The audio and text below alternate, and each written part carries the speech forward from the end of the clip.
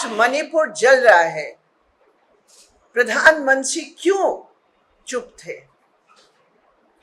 2 महीने हो गए हैं मणिपुर जल रहा है। ये कौन सा नेशन फर्स्ट पॉलिसी है? महिलाओं के अधिकार के संबंध में जो एक बहुत इंपॉर्टेंट मुद्दा है, उसको उन्होंने इस प्रकार की खिलवाड़ किया। हमारी पार्टी साफ कहती है, हम महिलाओं के अधिकार की पक्षधर हैं। महिलाओं की बराबरी का अधिकार हो, लेकिन पर्सनल लॉज को समाप्त करके नहीं हो सकता है। जो 24th लॉ कमीशन ने सुझाव दिया कि पर्सनल लॉज के अंदर सुधार कीजिए। आप सबको नमस्कार, धन्यवाद आप लोग सब यहाँ आए हैं हमारे प्रेस कॉन्फ्रेंस में। पहले बात यह है कि आज जो राजनीतिक हालात है और जो हमने आज मोदी जी के वक्तव्य को सुना, ऑपोजिशन पार्टीज पर हमले करते हुए, उसका जवाब यही है कि मोदी जी का स्लोगन है पावर फर्स्ट प्रिंसिपल्स लेटर। क्षमता प्रथम, सिद्धांत बाद में। और इसीलिए आज उनकी जो एनडीए की मीटिंग हुई है और जिन लोगों को वहां उन्होंने जोड़ा है, वो सब डिफेक्टर्स है। अपने दल को छोड़कर डिफेक्टर्स हैं। इन लोगों के खिलाफ मोदी जी और उनके जो कैबिनेट के साथी हैं, उनके जो पार्टी के साथी हैं, वो मुखर होकर वार किया इनके ऊपर। अजीत पवार के बारे में क्या क्या नहीं बोला गया, छगन भुजबल के बारे में क्या क्या नहीं कहा गया, पूरी लिस्ट हम सुना सकते हैं। केवल महाराष्ट्र में नहीं, लेकिन सब जगह जहां आज मोदी जी अपनी कमजोरी को समझकर डिफेक्टर्स को अपनी फौज को लेकर कर रहे हैं। तो इसलिए मैं कहती हूं, मोदी जी ने कहा opposition family first, nation second. Modi ji का हकीकत यह है पावर फर्स्ट, प्रिंसिपल सेकंड। और जो सरकार और लीडर प्रिंसिपल्स और सिद्धांत को त्याग करते हैं और दोहरी नीति चलाते हैं, वो कभी भी देश का भला नहीं कर सकते हैं। दूसरी बात, आज जो दल मीट कर रहे हैं एनडीए में, उनसे देश के लोग पूछना चाहते हैं, आज मणिपुर जल रहा है, प्रधानमंत्री क्यों चुप थे? 2 महीने हो गए हैं मणिपुर जल रहा है। ये कौन सा नेशन फर्स्ट पॉलिसी है? जिस नेशन का सीमा पर एक प्रदेश है, जिस प्रदेश में बीजेपी की लीडर्स के कारण वहां इस प्रकार की कम्युनिटीज के अंदर भेदभाव बढ़ गया है।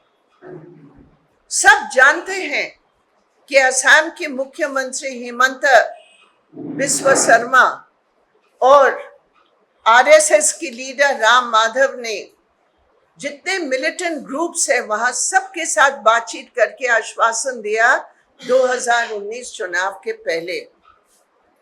ये कोर्ट पिटीशन में कुकी कम्युनिटी की लीडर्स ने दर्ज किया और उसका परिणाम ये है कि मणिपुर जल रहा है और मोदी जी चुप। क्या ये नेशन फर्स्ट है? Uniform civil code, 21st law commission ने पूरी मेहनत करके 2016 से लेकर 2018 तक जस्टिस एस.बी. चौहान की बीएस चौहान की नेतृत्व में मोदी जी की नियुक्त की गई law commission, 21st law commission ने पूरी एक्सरसाइज करके एक रिपोर्ट पेश किया। वो रिपोर्ट आज क्यों रद्दी की टोकरी में फेंका गया? आज जब अमित शाह नागालैंड चीफ मिनिस्टर को आश्वासन देते हैं कि नॉर्थ ईस्ट इससे बाहर है, जब ट्राइबल्स विरोध करते हैं वो कहते हैं कि ट्राइबल्स बाहर है, जब क्रिश्चियंस विरोध करते हैं वो कहते हैं क्रिश्चियंस बाहर है, जब पारसीज विरोध करते हैं वो कहते हैं हम आपको भी नहीं रखेंगे। तो किसको रखोगे? तुम्हारे टॉक्सिक कम्युनल एजेंडा को आप यूसीसी के नाम पर, ये यूनिफॉर्म सिविल कोड नहीं, ये यूनिफॉर्म कम्युनल कोड के रूप में आज मोदी जी के इलेक्ट्रल एजेंडा से महिलाओं के अधिकार के संबंध में जो एक बहुत इंपॉर्टेंट मुद्दा है, उसको उन्होंने इस प्रकार की खिलवाड़ किया। हमारी पार्टी साफ कहती है हम महिलाओं के अधिकार की पक्षधर हैं। महिलाओं की बराबरी का अधिकार हो, लेकिन पर्सनल लॉज को समाप्त करके नहीं हो सकता है। जो 24th लॉ कमीशन ने सुझाव दिया कि पर्सनल लॉज के अंदर सुधार कीजिए, कम्युनिटी की प्रतिनिधियों को लेकर बहस करके सुधार कीजिए, और कुछ उन्होंने रोड मैप भी दिया है, उस पर आप क्यों नहीं चलेंगे? क्योंकि ये आपका यूनिफॉर्म कम्युनल एजेंडा को सूट नहीं करता है। इसलिए आपने अपने नियुक्त की गई लॉ कमीशन की रिपोर्ट को किनारा कर दिया। उन्होंने कहा लॉ कमीशन की शब्द है सीपीएम की नहीं, उन्होंने कहा at this present juncture UCC is neither desirable nor necessary। Modi ji ने उसको कन्वीनियंट नहीं है उनके लिए, खत्म। तीसरी बात, आज देश भर में महंगाई की क्या हालात है, लोग तरस रहे हैं, बेरोजगारी से लोग परेशान हैं, लेकिन वो सब एजेंडा को छोड़कर कैसे हम देश को बांटे, ये है। इसलिए आज तमाम ऑपोजिशन पार्टीज की बैठक चल रही है बेंगलुरु में। हमारा मुख्य मुद्दा है देश बचाओ संविधान बचाओ, और इस गोल को पहुंचने के लिए ये अनिवार्य है कि एक मंशा करके हम लोग इस आंदोलन को आगे चलाएं। चुनाव में क्या होगा नहीं होगा, वो जब मन में एकता होगी, जब हमारे एजेंडा में एकता होगी, तो नेक्स्ट स्टेप हो सकता है। जो आज राजनीतिक हालात है, जहां आंदोलन चल रहे हैं, जहां संघर्ष चल रहे हैं, और ये चल रहा है, ये बात सही नहीं होगा कि ये नहीं चल रहे, वो चल रहे हैं। लेकिन आज हकीकत ये है कि जो सरकार है और जितने भी उनकी इंस्टीट्यूशंस है, वो ऐसे तानाशाही रुख अपना रहे हैं कि उनकी सीटों की बल पर वो किसी की सुनते ही नहीं है, वो ऑपोजिशन की कोई बात सुनते ही नहीं है। अभी पार्लियामेंट सेशन शुरू होगा, ये पार्लियामेंट सेशन जो पिछली बार हुआ, अडानी जी की बचाव के आधार पर वो पूरा पार्लियामेंट सेशन ही रद्द हो गया। महंगाई एक बार भी उसकी डिस्कस नहीं हो पाई।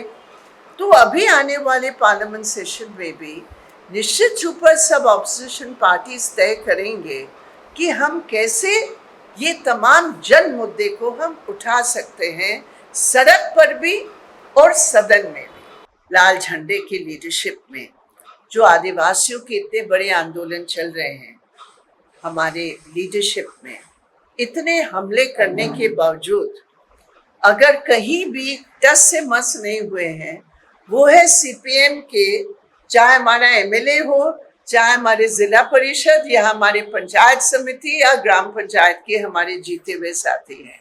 तो वो जो एक सिद्धांत होता है, वो सिद्धांत पर अभी भी हम मजबूत हैं।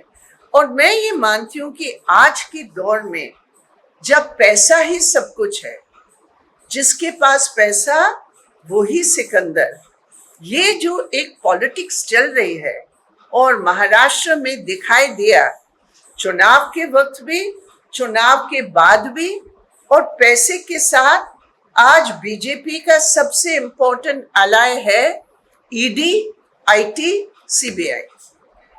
उनका प्रतिनिधित्व एनडीए में नहीं है, लेकिन उनका प्रेजेंस जरूर है, अघोषित प्रेजेंस एनडीए के अलायंस में। जो सबसे मजबूत अलाय ईडी, आईटी, सीबीआई, वो वहां क्यों नहीं है? उनको भी वहां होना चाहिए था, तब एनडीए की संख्या जो सही संख्या है वो पता चलता। लेकिन सीपीएम वो अलायंस सीबीआई, आईटी, ईडी के आधार पर हम कहीं झुकने वाले नहीं। हमारे पार्टी के पास सिद्धांत है, कुर्बानी देने की शक्ति है और एक लक्ष्य है इस देश के हित को बचाने के लिए। और जहां भी सीपीएम के कार्यकर्ता है, इस पैसे आधारित, इस धमकी आधारित नीति को हम चुनौती देकर उसका मुकाबला करते हैं। को बधाई देना चाहते हैं कि इस डर्टी पॉलिटिक्स में हमारे जितने कार्यकर्ता हैं, हम बधाई देना चाहते हैं उनको कि इस डर्टी पॉलिटिक्स का वो मुकाबला कर रहे हैं। हमारे एमएलए, हमारे जेडपी मेंबर्स, हमारे पंचायत, हमारे ग्राम पंचायत मेंबर्स, कितने लोग उनके पास गए हैं। हमारे लीडर्स के पास कितने लोग अप्रोच किए कि आ जाओ बीजेपी में, हम तुम्हें ये इतना पैसा देंगे, हम उतना पैसा देंगे। पार्टी का बेस ट्राइबल इलाके में है, नासिक में है, हमारे पालघर में है, हमारे नागपुर में भी अभी हम लोग आदिवासी, तो गरीबों की हमारी पार्टी है और उनको लालच दिया गया। लेकिन हमारे पार्टी फर्म है, हमारे लीडर्स फर्म है, इसलिए हम उनको बधाई देते हैं। हम गर्व करते हैं उनकी मजबूती पर।